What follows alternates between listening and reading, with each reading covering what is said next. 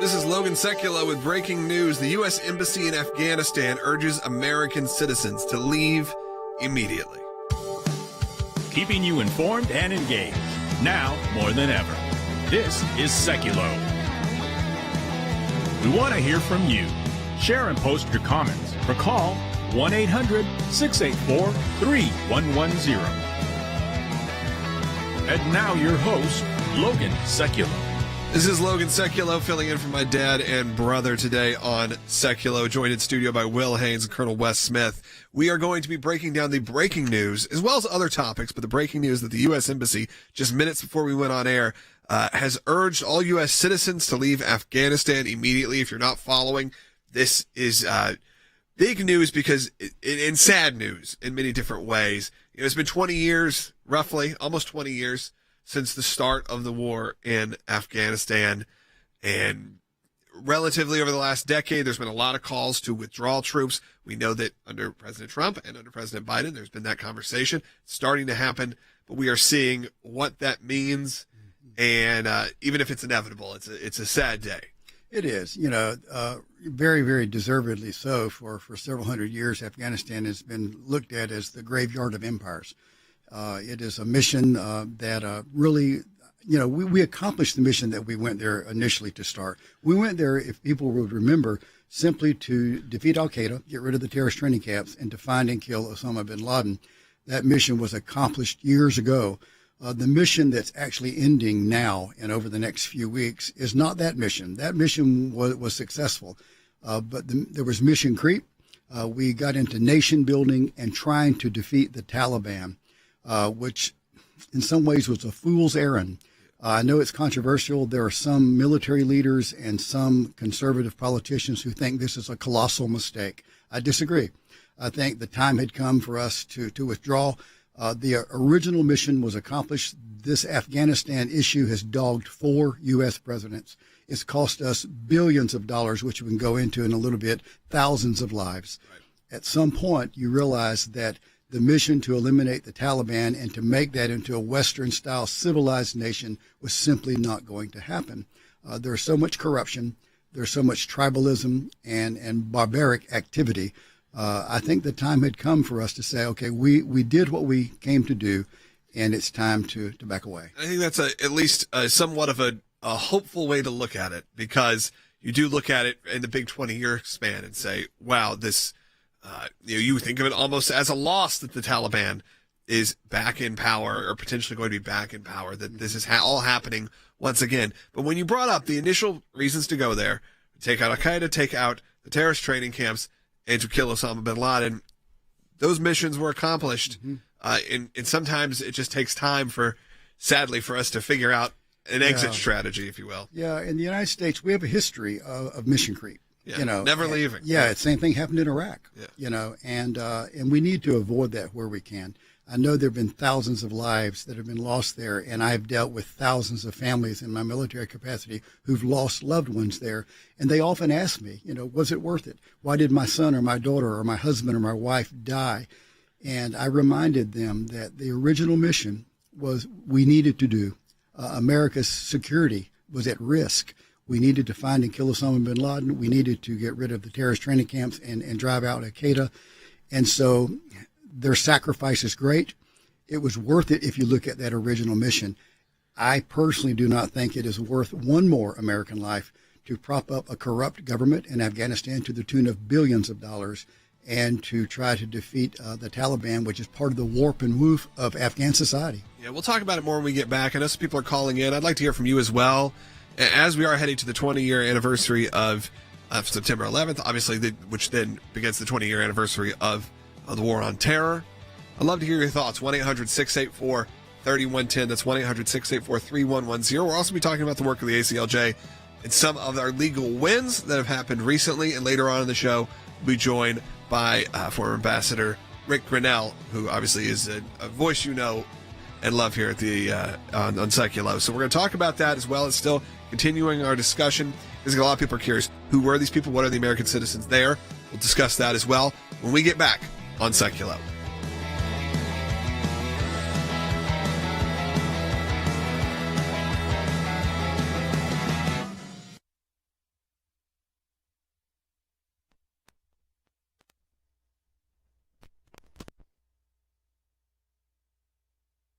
groups. It was something that no one could believe our government was even capable of doing, and now they were admitting it. It's one of the most significant wins in the ACLJ's history. To take on the IRS and win for the ACLJ, life has always been a top issue. Barbara, I am here at this site because there are thousands of people and millions across America that say abortion's murder. When you're fighting for the life of the unborn, you're on the right side of history, you're on the right side of law. These are young people in their 20s and 30s that are doing this, are fighting for life to beat back the abortion juggernaut. It's very important that we remain hopeful that the courts that the Trump administration was able to impact will give us good rulings that are based in law and sound reasoning. This is one of the social issues we're winning. There are historians that point out that religious persecution is at its highest level since the first 3 centuries when the Roman Empire led religious persecution. A mid-state pastor's family is fighting to bring him home. We are getting my husband after 7.5 months.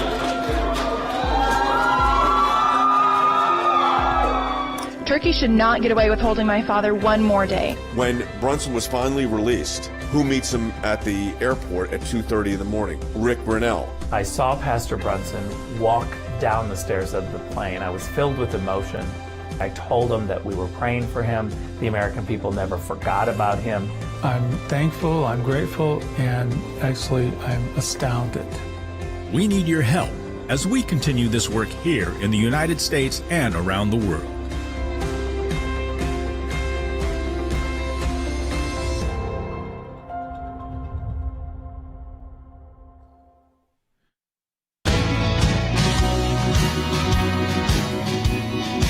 Back to Sekulow. This is Logan Sekulow, joined in studio by Will Haynes, as well as Colonel Wes Smith, also a senior military analyst here at the ACLJ. We're discussing the breaking news that came out, Will, just a few minutes before we went on air. This wasn't the show we were planning on discussing, but we thought it was worth covering as we talk about the military.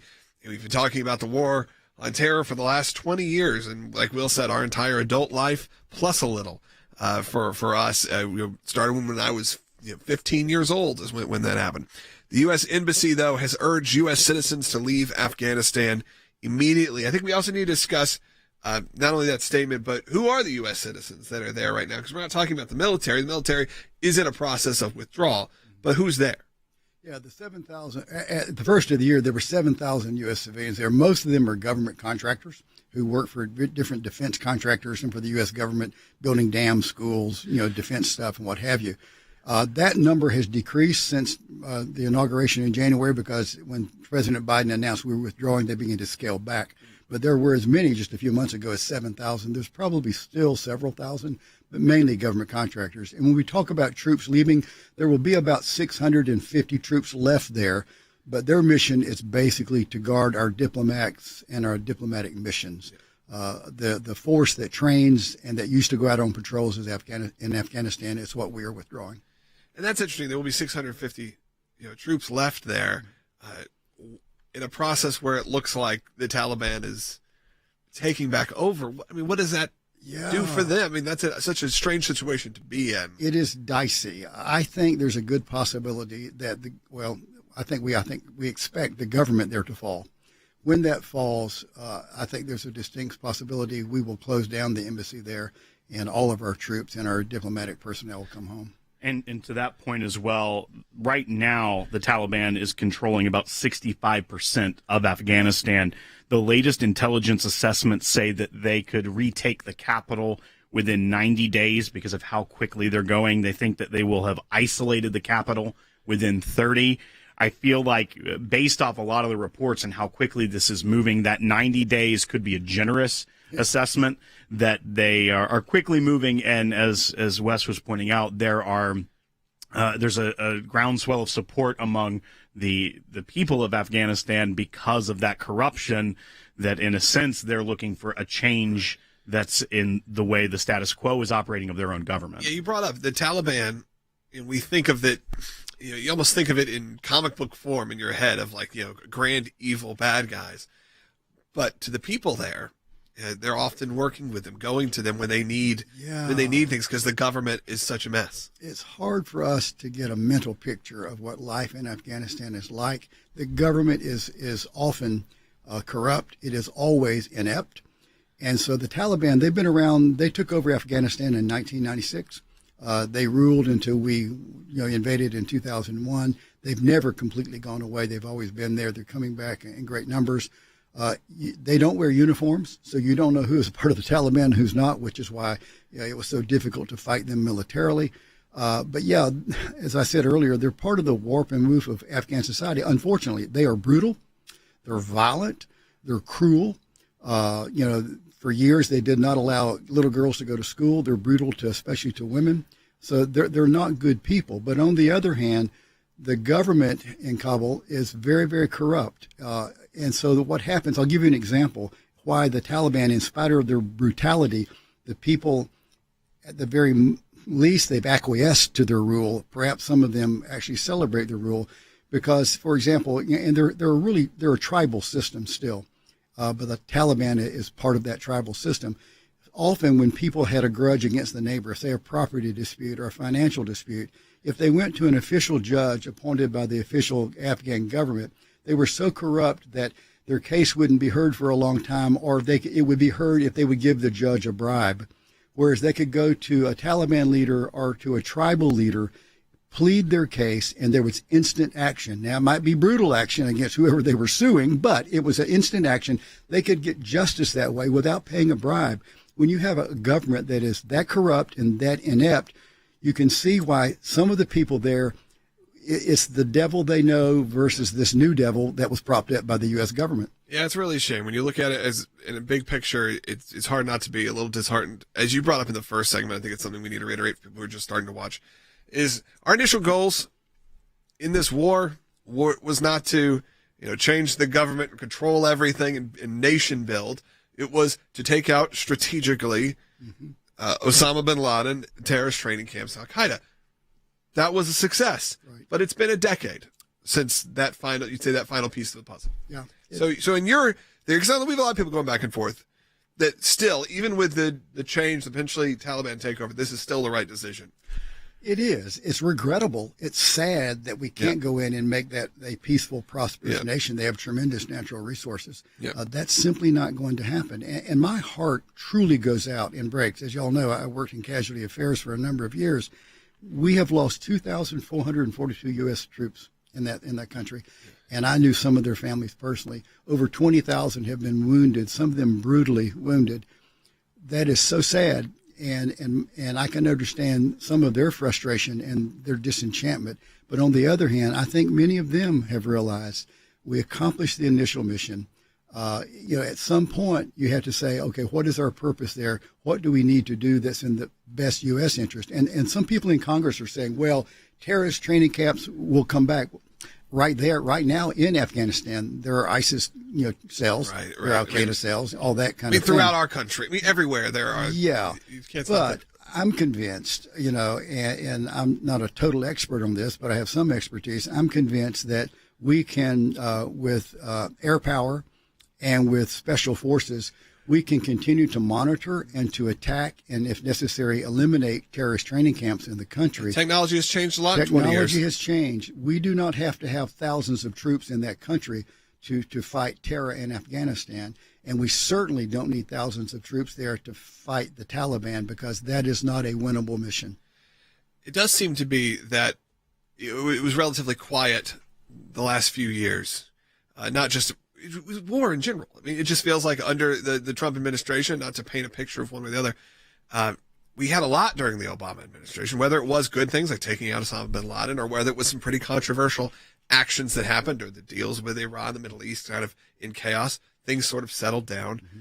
Now we've had a year, 6 months, 8 months now of what feels very 20 years ago.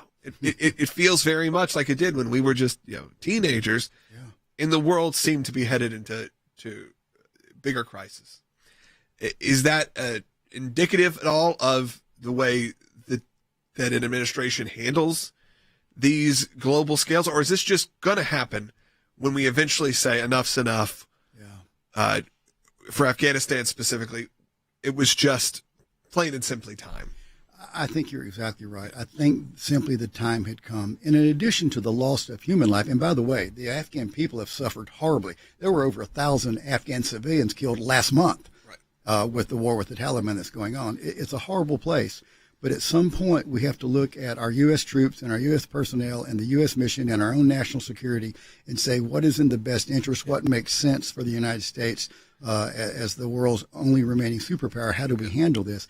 Besides all of the human cost, the financial cost. Financially, it's been crazy. We have spent $2.26 trillion over the last 20 years in Afghanistan. And that money, and a lot of people don't realize this, is borrowed.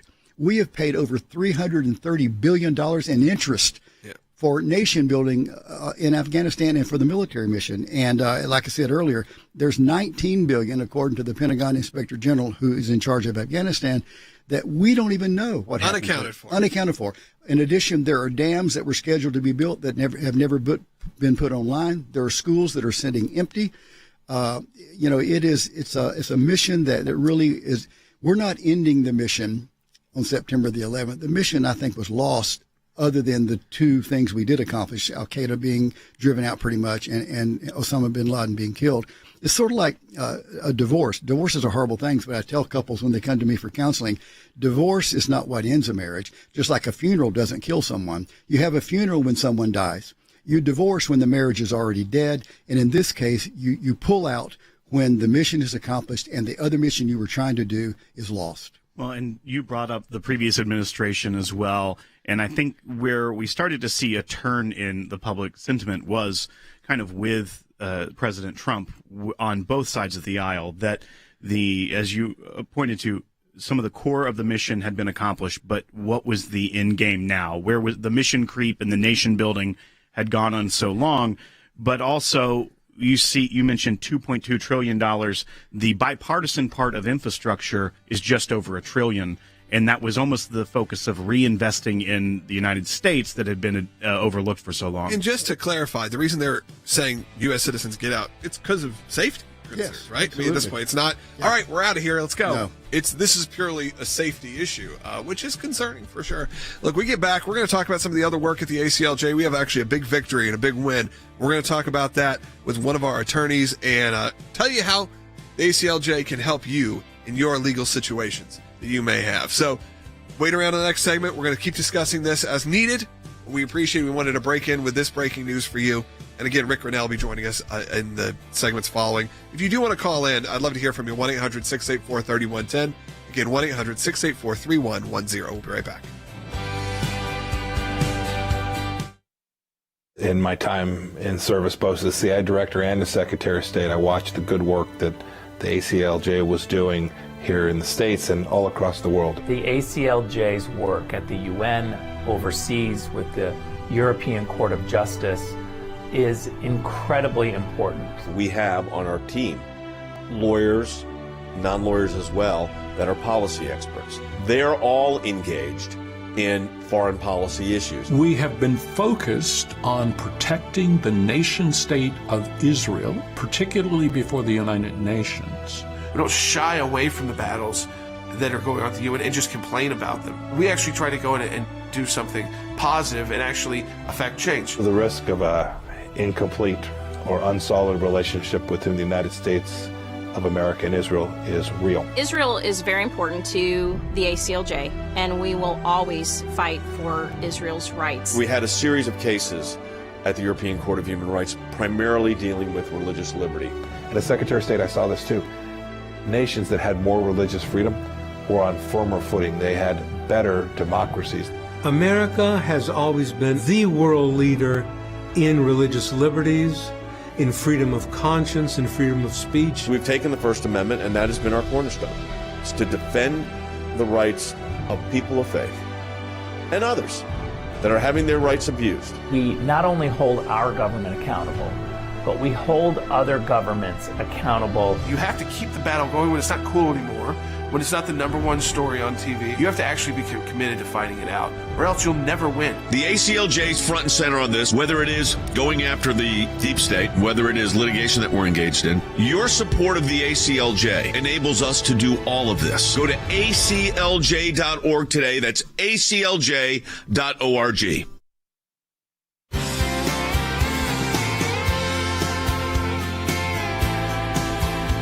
Welcome back to Sekulow. We're continuing our conversation, but also moving towards an ACLJ victory, which I wanted to share with you. And we have joining us here one of our legal experts, lawyers, senior counsels, Abigail Sutherland, who is in the studio with us. Abby, I wanted to go over this with you because this came across some of the work of the ACLJ that I want to showcase more. I want to tell people more about because we're doing amazing work for people and how it could affect them. This was a rabbi that wanted to essentially hold a prayer meeting in his house, and chaos ensued. Why don't you give us a little brief story of what happened? That's right. So the rabbi just wanted to hold a private meeting of approximately 10 individuals on a weekly basis. And no traffic, no parking. Those were not issues. It was a private prayer gathering, just like a football watch party or a book club. He received a letter from the city informing him that he must cease and desist immediately all religious prayer gatherings and seek special permission from the city to continue those gatherings in the form of a special use zoning permit.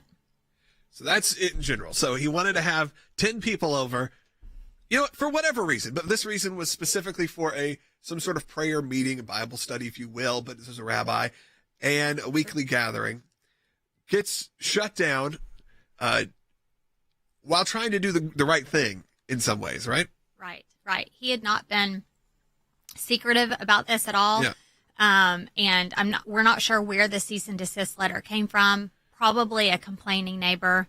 So ACLJ stepped in. Yes. Issued a letter to the city, outlined the various federal laws that apply, one being our LUPA, the Religious Land Use Act, the other being the 14th Amendment, the Equal Protection Clause. And we outlined for the city why they can't single this rabbi out and require him to obtain special permission to continue holding private prayer gatherings in his home. And essentially, this turned into a victory. That's right. Yeah. He was able to immediately begin holding those prayer meetings again. He has done so all summer long without further harassment from the city. That's great. And these are the kind of cases at the ACLJ, and sometimes they're handled with a letter. Sometimes you get to full litigation. Sometimes it could last years. You're going to battle. But a lot of these things happen. We get them every day. I look at all the different cases that come in or potential cases. And every day, it seems like, or at least multiple times a week, people have these kind of problems. And I have a feeling there are a lot of you listening who do have these sort of issues and don't know where to turn. And we've been here fighting these battles for 30 plus years at this point. And I know sometimes it could get a little heady when you're watching this show and you see, people like Mike Pompeo on or Rick Grinnell on, and you think, well, these are unobtainable things at the ACLJ. But it is very easy and very simple to get free legal help with our organization by just going to our website, clicking a button that says Get Legal Help, filling out your information. And if it's within our scope of what we do here, religious freedom and things like that, we're ready. And we have people ready, lawyers to be assigned. That's right. We review hundreds of requests every week and help a lot of those people every single week. And as you said, many times it's as easy as picking up a phone call to a school official, a city official, explaining the matter, clearing up any misunderstanding, or making them aware sometimes of the law that applies that they're not aware of in this particular circumstance. In each one of these small situations, like this rabbi, you would think, okay, well, this is sort of an isolated thing. It helps out all of you who are watching and keeping your rights, straight. So you can then refer back to this so all of these, you may think you have a little issue, like you said, like with this rabbi saying he's having some zoning issues. It's important for us to be on the front lines of this, not just for the rabbi, but for any church that wants to ever start in their house, or even church or Bible study or anything like this. That's right. There's actually a lot of discrimination that takes place on the zoning front that people are entirely unaware of. Sometimes the discrimination is very obvious. For example, a zoning ordinance will just specifically identify religious organizations as a group excluded from a zoning area while permitting a host of other non-religious uses that are very similar to that of a church. Other times, the discrimination is more subtle, more difficult to spot, and many times that's where we come in.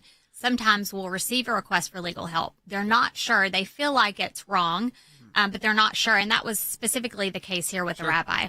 And we'll help guide you through it, or guide them through it, and help you understand the law, and often take up your case when necessary. And we do our best to do that. You can do that by just going to aclj.org/help. I encourage you all to do it. Not all, but if you have any issues like this, to do it, or give us a call too, 1-800-684-3110, and we can help direct you to the right place if you have any legal needs. But Will, this also ties in to a case we covered last week, which is still kind of ongoing, about a church that essentially wanted to start on a plot of land, build their facility to hold their services. We're told no because of some zoning issues and things like that, and they now have to. The whole big sort of headline is they were asked to get a liquor license to open, and we're stepping in that as well. That's right, and we are able to do that because of the supporters of the ACLJ, the people that support us during times like this, a matching challenge, but also because people, like Abby was saying, sometimes it may feel subtle, but if there's something that doesn't feel right because you are trying to participate in a church activity or religious activity, that's a question maybe you should explore. Because if you're being told no, specifically because your activity pertains to your expression of faith, there's probably some sort of, even if it's not overt discrimination, but discrimination from the system against a religious institution or expression. That's right. Many times where the discrimination takes place is in the subjective zoning process, and it's always a very subjective process. And where many of our clients find themselves is before a planning board or a board of commissioners, where they've submitted a request to open a church home in a certain district. And what follows is debate by these individuals as to whether this is really, do we really want the church here? Is this the proper place for it? Many times the reasons for denying the church permission, zoning permission, is because they're not going to generate tax revenue. That's a very common one. And in fact, one of the very reasons that Congress enacted our LUPA in the first place is because that was sweeping the country, and churches were being excluded from cities altogether because they weren't going to generate tax revenue for the city. Other times, it's unsupported reasons such as, well, we just think traffic might be an issue, parking might be an issue. Annoyance. Yes, an annoyance. That doesn't matter. And here at the ACLJ, we're here to help you. That specific case we were talking about with the liquor licensed church, essentially, we're taking them on to federal court, right? That's the next step. That's right. Yeah. And essentially what took place here is, the church checked all the boxes except that it did not sell a liquor license. And so the city, the only reason for denying the church permission to continue operations and expand its operations was that it wouldn't get a licker license. Yeah, they didn't want to obtain a liquor license. Right. They said, get a liquor license and you'll be fine. Yeah. Which is, again, an illogical reason for denying a zoning permit to a church. And that sounds funny and ridiculous, and it is, but they wouldn't be able to operate if we didn't have the resources and the legal experts like yourself to take on these cases absolutely free of charge, and because of the supporters of the ACLJ, who obviously get to help on that. That's at aclj.org. There's a big button that says get legal help, or directly aclj.org/help. I look forward to hearing from a lot of you. You can call in as well. We'll take some of those calls on the air. If you do have a legal issue, we'd like to hear from you. A legal issue specifically in our scope, so obviously within ACLJ work. That is at aclj.org, or give us a call in the next segment or two. We'll be joined by Rick Grinnell, so we're going to have that coming up in just a moment, so stay tuned. Again, if you want to call in, 1-800-684-3110. Thank you for coming on. Thank you for all of you for coming on and having these conversations. I think it's very important to showcase the work of the ACLJ. We'll be right back.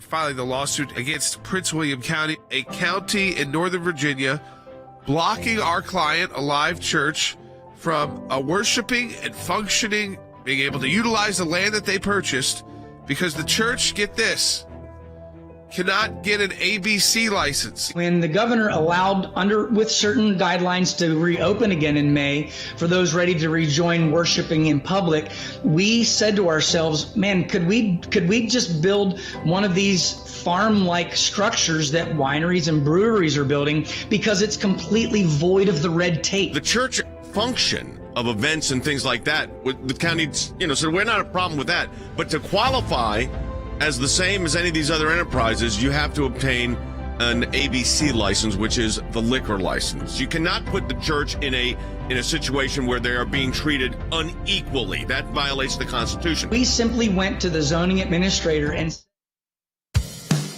keeping you informed and engaged, now more than ever. This is Sekulow. And now your host, Jordan Sekulow. Well, it's Logan Sekulow. It's okay. Voiceover announcer. It's all right. I won't be offended. It's not the first time. It certainly will not be the last time that I'm called Jordan today. I'm sure that will happen by people who call in, by guests, by maybe you will. I don't typically call you the wrong name. Yeah. I've known you long enough. I know my mom does it all the time. So every once in a while, it may be an incident. Yeah, it's like when you call your child like the name of your dog. Like sometimes it just you don't mean to. You don't mean to. It just happens. And I have twins who have very similar names, and that just is just another level of that. Look, we're taking your calls right now. 1-800-684-3110. We had Wes Smith on. He's still here. And we had Abby Sutherland, who was on. We're both discussing the work of the ACLJ, what we're doing, as well as what's going on, the breaking news that came out right before we went on air, that essentially U.S. citizens were told to get out of Afghanistan as soon as possible. Go back and watch the first half of the show. We did a pretty in-depth analysis with the Colonel here about specifically why this is important, why this is necessary right now, even if it sometimes can feel like a loss of a war. There were things that came out of it. Obviously, were major successes, including the end of Osama bin Laden and the terror training camps. And we spent a good half an hour, 25 minutes on that. So I encourage you to go take a listen. Then the second segment we had, or just last segment we had on Abigail Sutherland, one of our lawyers here, about specifically a rabbi who was trying to hold prayer meetings at his home and got shut down, or tried to get shut down, but the ACLJ stepped in and took on that case and was able to get it handled. It's a big victory. And what I want to keep encouraging is, I know you'll see, Rick Grinnell's going to come on in the next segment. He's talking about being in Serbia and these big picture ideas. We're talking about the war in Afghanistan. You hear us have guests on that are major political figures. But remember, the core of the ACLJ is you. Whether you're a supporter of the ACLJ financially, or if you need legal help, we are there for you. Now, legal help that is within our scope. I want to make sure that's clear. We're getting a lot of people right now who are chiming in and are asking about, COVID-related things. That's not really within the scope of our organization. So I'm just going to clear that up. If you're calling in and you're interested in, your employer has mandates or masks, whatever, that is not. I mean, we were able to do the no singing in churches when they did a church ban, because that's a religious freedom discussion. If it's within our scope, we don't handle your personal issues or anything like that, but you'd be in your scope, and personal being like, marital law or anything like that. And it says that on the website. And people a lot of times, I get the whole report. Some people skip that. Well, I encourage you to do, if you have these specific issues, you start a Bible study and you're getting shut down, or you're getting, trying to set up a nativity scene around Christmas, guess what? That may sound small, but we are still there ready to fight for you. And you can go to aclj.org/help. Fill out a simple document, and very quickly you'll be assigned an attorney, or told whether it's within our scope. But if it's within our scope, you'll be assigned an attorney, and we will be there fighting for you. And we can only do that because we have some of the best legal minds on the planet, with support from our ACLJ members and donors. And you can do that by going to aclj.org and also giving. And I appreciate and encourage people to do that as well, specifically here in this month of August. Back to school. We did a whole thing about school choice last year, and thousands of people were helped with the chaos that was last year's, and sadly going into last year's school programs, whether that was getting people computers, getting people access to the internet when they didn't have it, though they were demanded to be on virtual schools. We're there to make sure that your rights are not being trampled upon. So what I encourage you to do is, for right now, as we head into this next segment with Rick Grinnell, go to aclj.org, check out the website. I mean, what we're going to talk about actually in the next segment is based on what Rick just did, but also a blog he just wrote. I believe it's up on our website, right? And it's up right now. It's called The View from Belgrade, and it's available right now on ACLJ.org. You got 2 minutes until we get back from the segment. I'd go read it. It's a quick read. Get yourself informed before we get back, but also support the work of the ACLJ. And if you do need legal help, you can go to the website, and you can call in too, and we can take some of those questions on the air. 1-800-684-3110. That's 1-800-684-3110. We are in a matching challenge in the month of August, which means your donation is double. If you give $10, gets someone on the other end matches it, makes it 20. We'll be right back.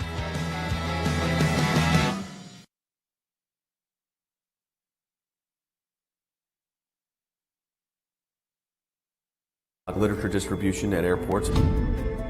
We wanted to have the Bible study meet in the school, but it turned into a problem when the principal said, no, you can't have it. I told her that I wanted to sing Noel, and she said, the principal said that we can't have anything to do with Christ in our songs. We marched around the country defending evangelism in Chicago, in Boston, in New York, Atlanta, Texas, Southern California, Northern California, and points in between. We got a letter one evening from the IRS saying they wanted all this information that we all knew immediately was not right. How do you fight the government? How do you fight the IRS? Tea Party groups say they're being targeted by the Internal Revenue Service, and they're enlisting the aid of the American Center for Law and Justice. They were trying to shut groups down that they disagreed with. This was very, very serious. The federal courts do not need to become monitors of state trespass actions, and that's all this is. We were looking for the right to speak our minds and our consciences, and we won that right today. Religious persecution is a situation where your life is literally put in jeopardy simply because of what you believe. Can you help? Can you do something? He's on death row, and so we launched an international campaign. His freedom now rests solely on diplomatic efforts by the United States government and world leaders dedicated to human rights. The release of Andrew Brunson. He is the American evangelical from North Carolina, held in Turkey for more than 2 years. There was an Air Force plane that came from Germany that had been on standby. We're flying, and they finally left Turkish airspace. It's like, okay, we're really out of Turkey and free again.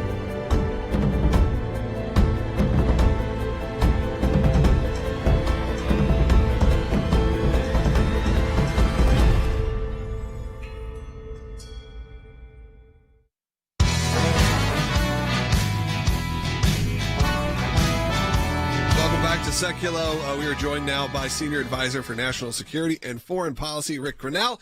Rick, welcome back to the show, but I wanted to first talk about, we were going to bring this up earlier this week, but as you were coming on the air, the breaking news happened that Governor Cuomo of New York was stepping down, was resigning, so that kind of, moved everything as we had to cover the breaking news. But you just got back from the Balkans. There's a story up, or a blog up on ACLJ.org. I think we've got to give people a bigger picture here of why you were there, and let's get into it.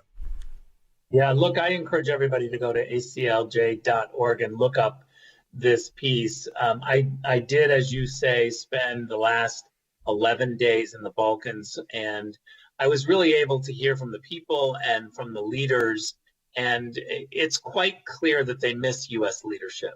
If you remember that the Trump administration had negotiated a historic agreement, 4 historic agreements that were really moving the region towards economic normalization. And we put in the last negotiation agreement a 1-year reprieve on both sides fighting to de-recognize each other. And the way that this goes is that the Serbs try to get other countries to not recognize Kosovo.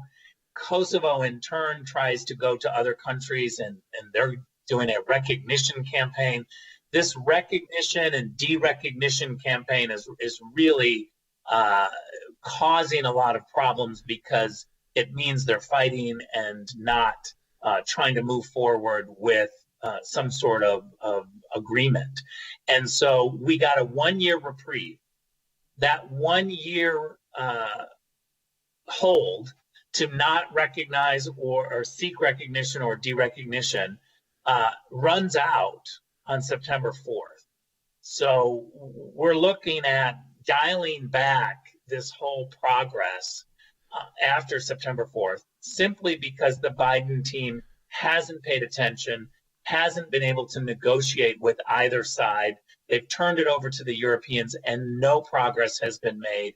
We're about to go backwards on September 4th. And I think what we'll see is a recognition and derecognition campaign on both sides that immediately inflames the progress that we had been moving towards. Sure. And Rick, I remember when you were in the White House announcing a lot of these measures were moving forward, and the historic nature of it, and some of the press just wanted to get into petty Washington politics instead of focusing on the truly historic nature of what this does. But do you think that now, because of the Biden administration's lack of interest or turning it over to the Europeans, it's just a continuation of that political gamesmanship by the administration of not wanting to give what is a truly historic victory for the world and for the region, another win for the Trump administration by carrying on the legacy? Yeah, it's such a great question because, look, I think that if you're an Albanian American, a Serbian American, a Croatian American, anywhere in the Balkans, I think you've got to be really upset at the Biden administration missing out for the last 6-7 months, doing nothing to further this opening. And remember that it was Donald Trump's team that decided to go for the economic normalization, not the political dialogue. We had spent 20 years sitting at the table trying to talk about political issues going nowhere. And we suddenly made historic progress for agreements once we just concentrated on the economic aspect. But I think your point is right in that the Biden team is disinterested. The media certainly in Washington, as you pointed out, when I went to brief on the issue, it was so sad. So many reporters, they had no idea where the Balkans were. They didn't know the history. They didn't understand the issue. They literally just wanted to talk about politics. And I think that's indicative of the problem we see in Washington. The hard issues, the black and white discussions are the only things that they understand. The hard issues, the gray area, are largely dismissed. Yeah, they probably don't even want to read 2 pages to see really what these stories are, what's going on. And I mean, that's why we at the ACLJ even have, people like you, Rick, and writing these great stories and blogs, if you will, on our website, because you need to be informed of what's happening all around the world. And because all of this is, can be very helpful or hurtful to you as an American citizen as well. But I know, Wes, you had something. Yeah, well, one of the things I think is so significant that you pointed out, Rick, that this neglecting what's going on over there where you were is a reaction by the Biden administration to the Trump administration. Instead of taking action on behalf of U.S. strategic interest or on behalf of the American people, those kinds of things, rather than an action like that, it is a reaction against a former president. And it's not just the Balkans. You look at the Keystone Pipeline that was canceled, and yet they allowed the Russians to complete their pipeline. You look at the reversal in border policies and the crisis on the border, tax cuts for corporations to bring companies back to America. The list goes on and on of things that the Biden administration either reversed or neglects simply as a reaction against the Trump administration. Yeah, and look, let me really boil it down for Americans who are listening to us right now and saying, why should I care or so what? A couple of points. One, there are 600 plus Americans, mostly from Iowa, that serve in Kosovo in the NATO force. And that is American dollars, American men and women who go and serve to try to figure out how to keep peace. Now, after 20 years, the Trump administration's position on the Balkans was, we haven't seen military fighting, so let's try to move beyond this perceived conflict and let's try to do economic development. If you can do economic development, then you can bring our troops home and you don't have to add additional troops. We're looking at what's going on in Afghanistan, right, where the Taliban is now taking over. Right. This is a completely failed state. But if you look at areas like the Balkans and you bring in Western investment and you bring in American companies, you suddenly move beyond just a perceived conflict into growth, economic development, which benefit Americans because the area is safer. And American ingenuity, American jobs are created because you partner with those in the Balkans. And so it's a really win-win long-term. Again, the hard work that needs to be done, it's not always sexy, it's not always a crisis, but these are the types of initiatives that need to be done, that administrations need to work on. And sadly, the Biden strategy was to turn this over to the Europeans, and what we know about Brussels, the capital for the EU, it's a disaster. They're going to just talk and they're not going to make any progress. One thing I'm going to do, Rick, because it feels like in talking to you is one of the main things that just regular Americans who are watching this, who want to get educated, obviously they can go read the blogs, they can go read about what's going on, but is to also share this content with people and really start to grow this, get attention, get eyeballs on what's happening all around the world and how it affects you. I'm going to actually tell our digital team right now to clip this out, make this a specific segment that we can release that people can share later in the day or later in the week to make sure that really they're, like you said, a lot of people don't even see why this is important, but to get eyeballs on it is probably, we can do things legally, but also as an American citizen, you can use your social media powers and however it is to share and make sure people even know about what's happening in these regions.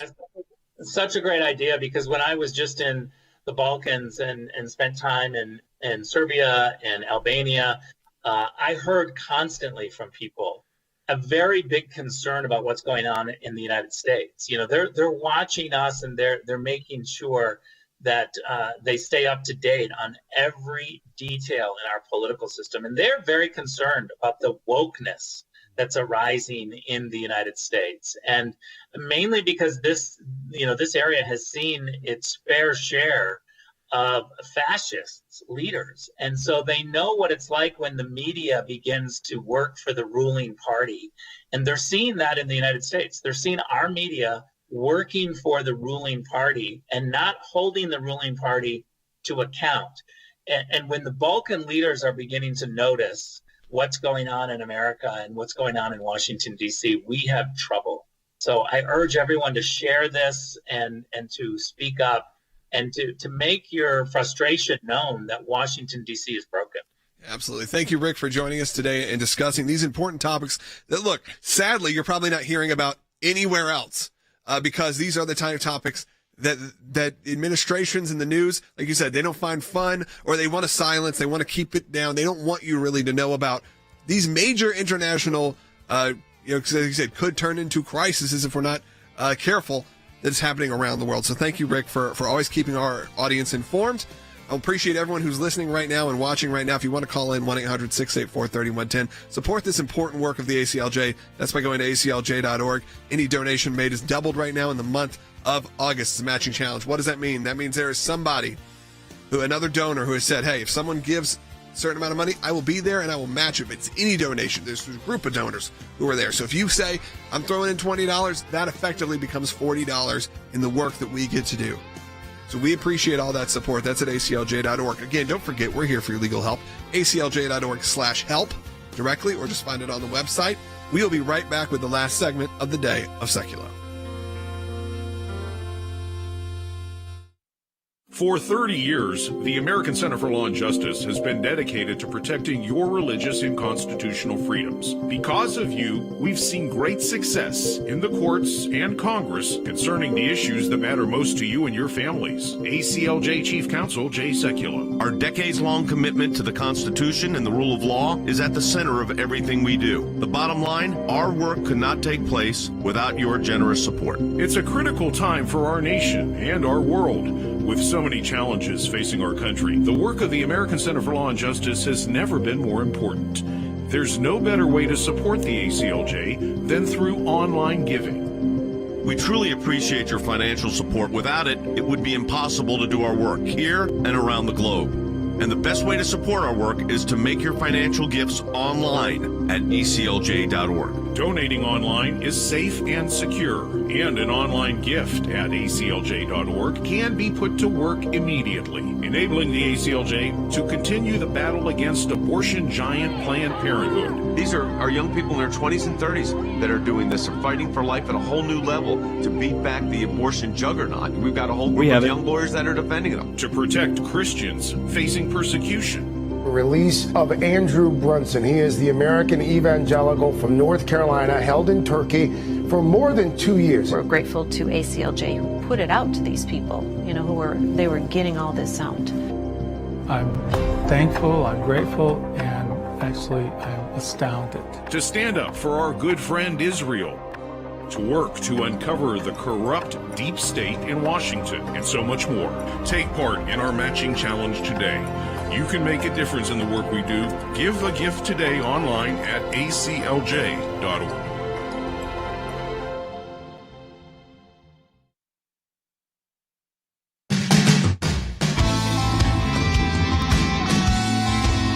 Welcome back to Sekulow. I do want to take some calls on specifically what's going on in Afghanistan. Again, if you have legal help or need anything from the ACLJ, that's fine as well. 1-800-684-3110. We have lines open. If you want to get your voice on the air, this would be a great time to do it. Just have quick, concise comments to our phone screener. It's his birthday, so make sure you tell him happy birthday. That's at 1-800-684-3110. We do a breaking news, not specifically just the fact the U.S. Embassy in Afghanistan has told American citizens to leave immediately, but even more recent news that happened while we were in the last segment, which is essentially Afghanistan's third largest city has fallen to the Taliban.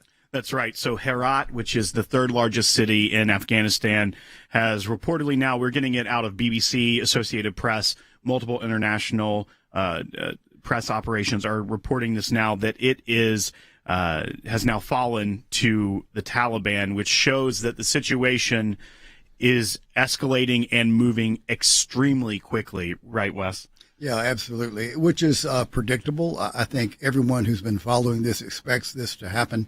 It's sad, especially for the Afghan people. It's regrettable. I think it is in the best interest of the United States that we adjust the mission there, that we do what we're doing as far as pulling out other than a small number of troops to guard diplomatic facilities. There are times and places and situations where the United States needs to be there in force.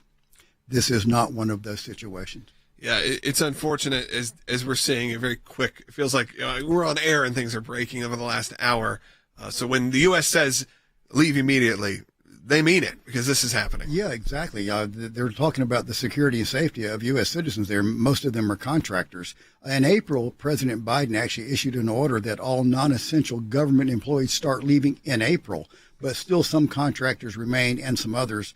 And this is a message to those people that we cannot guarantee your safety. You need to leave immediately. That's a significant message. There's another angle to this as well, how Wes had talked about earlier, how the government and the corruption there had led some of the tribal areas and some of the citizens of Afghanistan to almost favor the Taliban because they could seek justice, they could find ways with disputes among their neighbors rather than going through the traditional route of the government, which was corrupt. The reality of that is that it shows how desperate they had become, because what the Taliban will reinstitute, and this is coming from an anchor with BBC who spoke with people in the Taliban, reported on the ground that the Taliban told this reporter specifically that when they take back over, girls will not be allowed to go to school beyond the age of 12, stonings will be reintroduced, amputations for theft. The Sharia law that Afghanistan was known for becomes the law of the land again. And because of the corruption of their government, the people of Afghanistan felt more comfortable with that kind of oppression than with having to go to a corrupt government for help. And Wes, I'm sure that's why there are people on both sides who don't think this is the right decision, because they are worried about that. But you do have to somewhat look at American interests over the last 20 years and what it means now. Well, and you have to be realistic about the mission. The Taliban has been gaining ground for several years now. And a lot of that is due, as Will indicated, to the fact that the Taliban has been there a long while. Some of the people support the Taliban. And then you've got a government that we established that is, on the one hand, inept as the day is long, and on the other hand, as corrupt as the day is long. Yeah, unfortunately. It's just a sad, a lot of consequences coming together. The Afghan people, and this is very sad, they're going to suffer. Yeah, it's really unfortunate. And like as Will said, we grew up with this war in a weird way. it's a sad way for it to end for a lot of us looking at it, because we came out on 9/11, you get the sort of the boom of patriotism again, and this was a mission we were all hoping for. And like you said, I want to make sure that we reiterate that the missions that you probably grew up with, a lot of those were accomplished. There was the removal of Osama bin Laden, the removal of a lot of the terrorist training camps. Will those get built back up? Will you have another Islamic State type of situation? Could happen. Could happen, will happen potentially. But as you said, it's just sort of part and parcel of that whole area of the world. Yeah, and with satellite and overflight, overwatch, special forces operation, cruise missiles, air power, we can still attack and defeat terrorist training camps. And this time we will know where they are. And sometimes without a human being having to be at risk. Exactly. Well, and it brings up the point that a lot has happened in 20 years with the technology that has advanced, drone warfare, things of that nature, that a terrorist training camp that's looking to do international terror attacks or things of that nature, our ability to respond to that doesn't go away because of the increases in technology, but the safety of American soldiers and troops having to be stationed there, subjected to IEDs or attacks in the night, as you've heard of even recently, it takes that element away, which I think is definitely for the American soldier and for our the country as a whole, that's something that is necessary. And the concept of something like the Space Force, which I know was openly mocked by a lot of people, regardless if you think the name was silly, we're using technology in very different ways. It's not going to always be boots on the ground in our ways our military can respond for better, because sometimes we don't have. No, obviously there are times you have to do it. To take out Osama bin Laden, had to do it. Had to get that crew in there to get them. But on a bigger scale, we are going to be able to utilize technology and make sure we are keeping up with other countries' use of technology with this kind of situation. Yeah, absolutely. And thank God for all the advances we've made. The Taliban is a political group. They're also a radical Islamist group. And I think all of us have witnessed over the last 20 years what radical Islamists are capable of. You mentioned some of the things, Will, that are coming out now in the news. It's going to be tragic and sad. We stand against that whenever and wherever we can. But at this point, I think the decision is a wise decision, that it was time to pull out the troops. We will continue to help where we can. The American nation is a generous, tender-hearted nation. We will do what we can, but that does not entail thousands of troops on the ground in Afghanistan propping up a corrupt government and trying to defend the Afghan people against a group that is woven into their society and into their tribes. Well, I appreciate you coming on and spending the hour with us and talking about this, because this is why we have senior military experts to go through these type of situations, because they're sometimes hard to go through, or someone like Rick Grinnell to go through what's going on in Serbia and the Balkans. And those aren't always number one stories, but they really should be. We need to discuss it. You need to be well informed, well educated. That's why it says that in the open, keeping you informed and engaged here at the ACLJ more than ever. And I appreciate all of you who have supported our work at the ACLJ. As we wrap up this show, I want you to go to aclj.org as soon as we're done. aclj.org. Not only support the work financially if you can or have the ability to, but if you can't, check out all the amazing content we're providing at absolutely no charge. Great blogs, stories, keeping you informed and engaged. Share the content. If you're on social media, share this right now if you're on Facebook. If you're on YouTube, like it, subscribe to the channel. More people will see it. More eyeballs will get on it. To get into sort of the algorithm of all of these big tech social media's content, you have to share and be engaged. And be, and also, if you have issues, legal issues, the ACLJ is here for you. I want to talk about more of this, and even the work that we're doing in small communities around the country and around the world. And if that's you and you didn't think to reach out to the ACLJ, I want you to do it right now.